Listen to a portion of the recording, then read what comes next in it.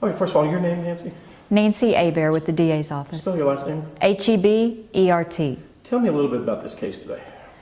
This case involved a 50-year-old man at the time who took advantage of a 14-year-old female and had sexually assaulted her, and he was charged with 2 counts. Prior history. I mean, they said he'd just gotten out recently? He had gotten out, he had originally been sentenced from 2 prior sexual assaults rising from 1999. Those 2 victims, one of them was the age of 13, one of them was the age of 14, and he was placed on probation originally. He did not complete the terms of his probation successfully. He was revoked and placed in prison. He got out of prison in 2009. He reoffended with this victim in 2010. Just several months later on this victim here. Within a year. And he's been in jail, what, they said 787 days now in this case? Yes, he's been waiting trial for approximately, well, I think it is 787 days. Now, he was what they call an auto life. Kind of explain auto life. Auto life is put in place to recognize the serious nature of pedophiles that have previously been convicted of sexual assault of children. And so what auto life does is it recognizes that if there is a prior offense of sexual assault or other qualifying sexual acts, then once convicted, the defendant would automatically be sentenced to life in prison once the priors have been proven to the satisfaction of the court. Kind of different today. Judge stacked those sentences on a life sentence.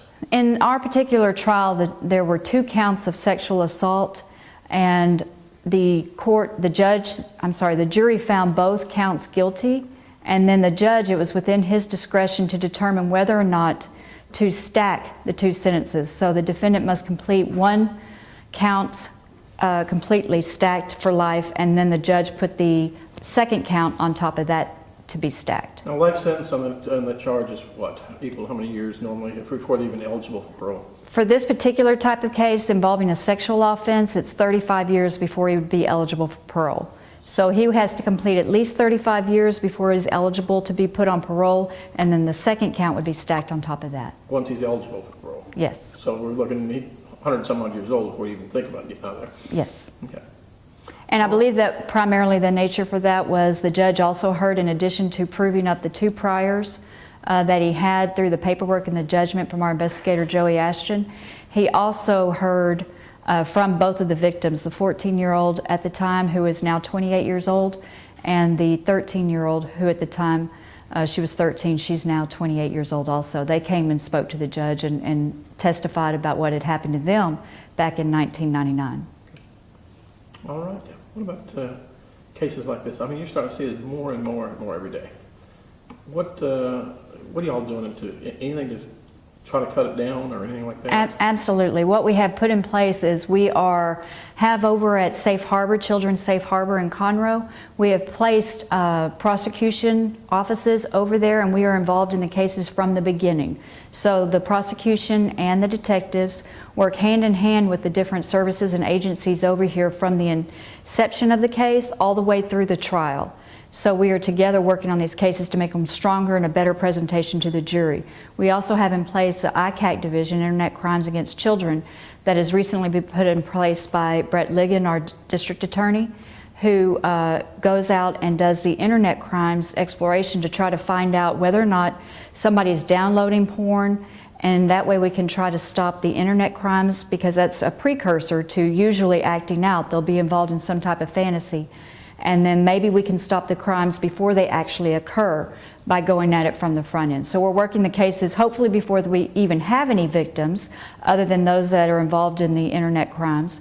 Also from the beginning, once we have a victim, working together as a team in law enforcement to try to make the cases as good of a presentation as possible to the juries, so that we can try to stop people like this from harming our children here in Montgomery County.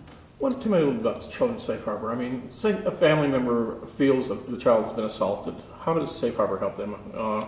Say either a family member feels, or a friend or something like that knows that someone feels they've been sexually assaulted, how do y'all step in on something like that? Well, what happens is, because it is generally a family friend or someone known to the child, and usually a relative that is actually involved in the abuse of the child. And what happens is either law enforcement or CPS will become involved.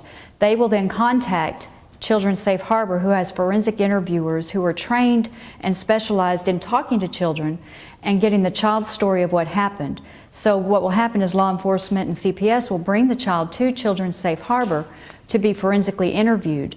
And then once the child is interviewed, then the law enforcement can do their investigation. And then you'll also have Children's Safe Harbor has therapists here. So the child can come back to the same location because they're already familiar with where it is. CPS is located here as well. And it's one place where a child can come and receive all the services that they need. The therapy is free. It's a nonprofit organization. They have no interest in the outcome of the investigation other than to try to help the child heal.